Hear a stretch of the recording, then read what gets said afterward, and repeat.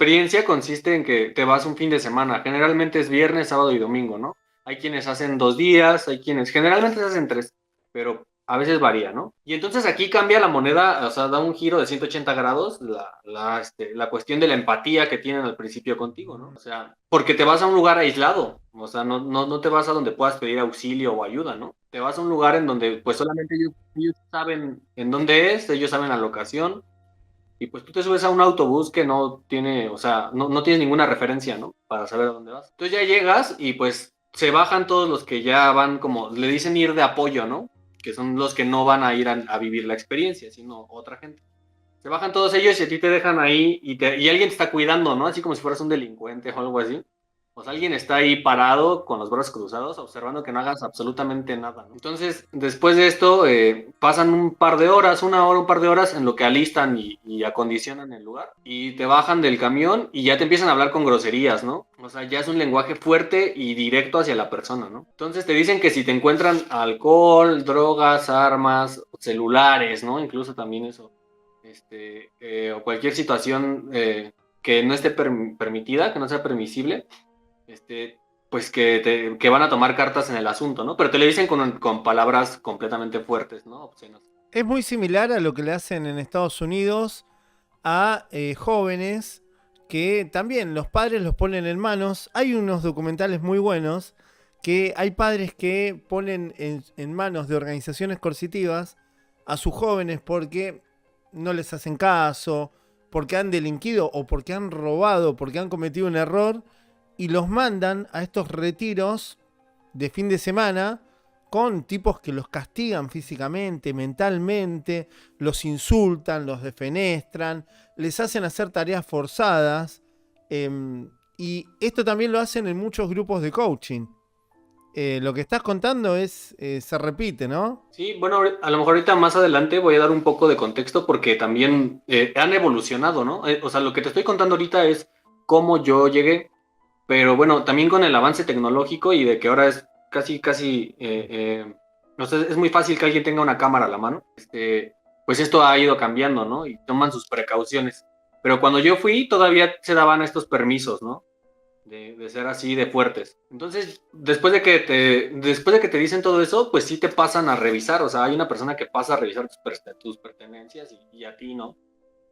Después de eso se hacen otras dinámicas así como oraciones y ya te empiezan a hablar de Dios, que también cuando entras, pues te dicen que no importa si crees o no crees, ¿no? Y que no es una cuestión dogmática ni religiosa, te dicen que no es una secta, ¿no?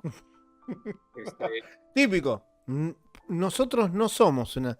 En todas las páginas de las organizaciones coercitivas dice, ¿por qué nosotros no somos una secta? Y te explican, no, una secta es un grupo de gente. Y eso es increíble, pero... Sí, pues idéntico, ¿no? O sea, también aquí te dicen, no, nosotros no somos ni religiosos, ni somos una secta, ni son, o sea, te dicen todo eso. Y pues a lo mejor al principio no lo cuestionas, simplemente lo dejas pasar, ¿no? Pero pero ya después ahí en ese lugar que le dicen la hacienda, porque creo que al principio, sí, Que ya porque creo que, tiene nombre, ¿viste? La hacienda.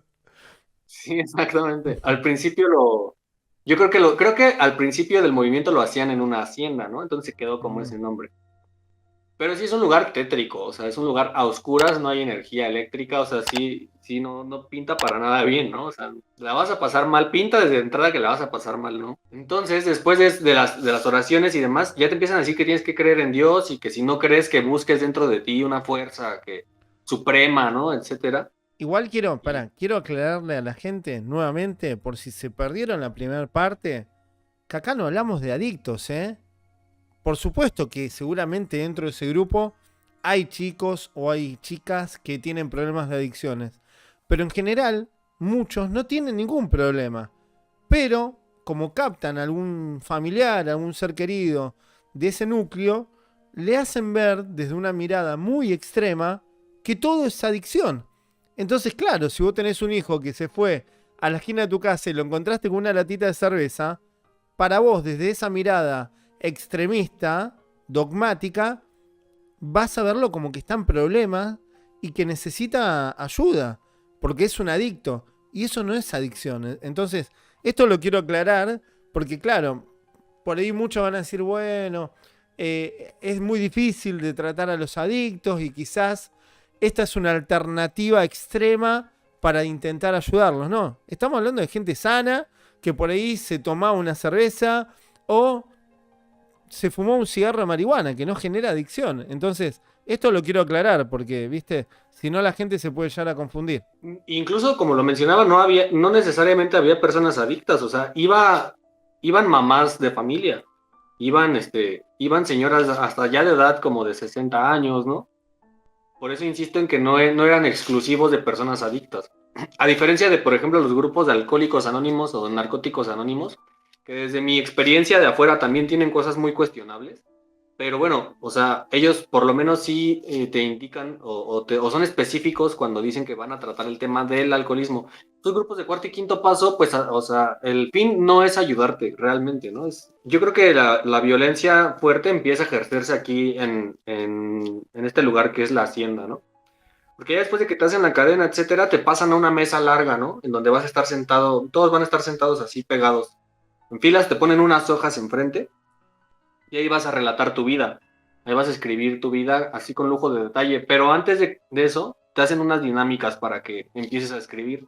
Y es una situación muy similar a lo de las juntas, que se trata de que pasan personas compartiendo y gritando. O sea, todas pasan gritando, ¿no? Es como parte del show. Que todos pasen gritando y llorando y contando su historia. Y entre más fuerte haya sido la historia, mejor. Y estás ahí toda la madrugada. Otra cosa importantísima a decir es que no duermes los 3 días. O sea, estás los 3 días en actividad y no te dejan dormir, no hay periodos de descanso, comes muy poco, acá en México le decimos tortas a los panes con frijoles, ¿no? Entonces te dan una torta de frijol y ya en la mañana y luego el sábado en la madrugada te dan otra vez un snack y es todo lo que comes, ¿no? Entonces, después de que te dicen, de que la primera pregunta es la pregunta relacionada a lo sexual, ¿no? Entonces pasan historias de todo tipo, gente que fue violada, violadores, etcétera, ¿no? De todo y lo más fuerte. Y pues yo con 15 años no había vivido todavía, ni siquiera había tenido relaciones sexuales, ¿no? Entonces pues era muy difícil que yo pudiera escribir demasiado en mis hojas. Y aparte, pues, otra cosa que yo no me esperaba es que esas hojas se las vas a tener que leer a alguien, ¿no? Y pues en ese momento yo no sabía que se las iba a leer a alguien. Y conté cosas como muy íntimas, muy privadas, ¿no? Que eran delicadas en todos los sentidos, ¿no? Y bueno, después de que hacen esa serie de preguntas, hay una en específico que ya es de las últimas preguntas que se llama resentimiento, ¿no? Y te dicen con quién estás resentido y por qué, ¿no? Y entonces pasan a gritar todos al mismo tiempo y se hace ahí un caos adentro de la sala como para provocar así sí, como una explosión de emociones. Y después te sacan a una cadena, otra cadena más, en donde ya hay música cristiana, también por supuesto y empiezas a llorar, o bueno, te incitan a que lo hagas, porque pues yo recuerdo en ese momento que pues, o sea, quería ser sincero conmigo mismo y ver con quién estaba realmente resentido, pero no me venía a la cabeza nadie realmente, ¿no? Pero o sea, te decía, no, me acuerdo, eran muy incisivos con los papás, ¿no? O sea, ¿qué le quieres decir a tu papá? Ahí lo tienes enfrente y cosas así, frases así decían. Y yo, pues es que realmente no estoy enojado con ellos, ¿no? O sea, pero no les podías decir eso, o sea, tenías que, como para librarte del asunto, tenías que gritar que sí, que los odiabas, etcétera, ¿no? Entonces, después de esta pregunta, te dan el snack que te decía, como para que no te quedes dormido. Y ya después te pasan al quinto paso, ¿no? Eso de escribir tu vida en unas hojas, ese es el cuarto paso.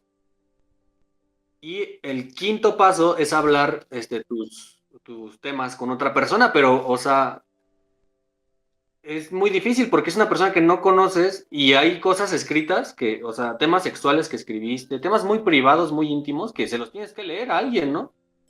Y casi te lo fuerzan a que lo hagas, ¿no? Y la persona es un padrino, le dicen padrino a quien te va a escuchar, ¿no?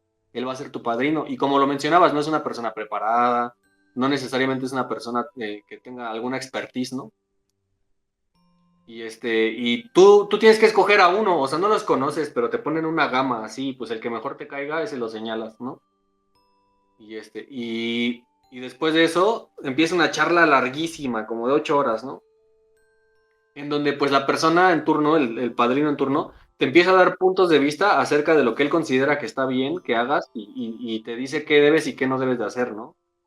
Y te cuestiona, ¿no? Y te dice que no te está juzgando, ¿no? O sea, no te está juzgando, pero estás haciendo mal en esto y después hay un momento en donde ya te empieza a agredir, ¿no? O sea, te empieza a insultar o sea, por ejemplo, si hiciste algo que a él no le pareció mal, aunque no necesariamente haya estado mal, empieza a decirte, o sea, insultos y pues que eres de lo peor, ¿no?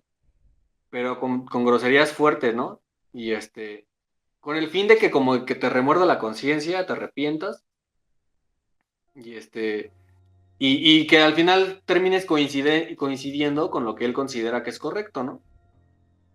Y digamos que la dinámica final es que te hincan, ya sea como adelante de una fogata o en un lugar así un poco más privado, y te empiezan a recordar todo lo que hiciste, ¿no? Y todo lo que viviste. Él va anotando así en una hoja, va anotando todas tus experiencias.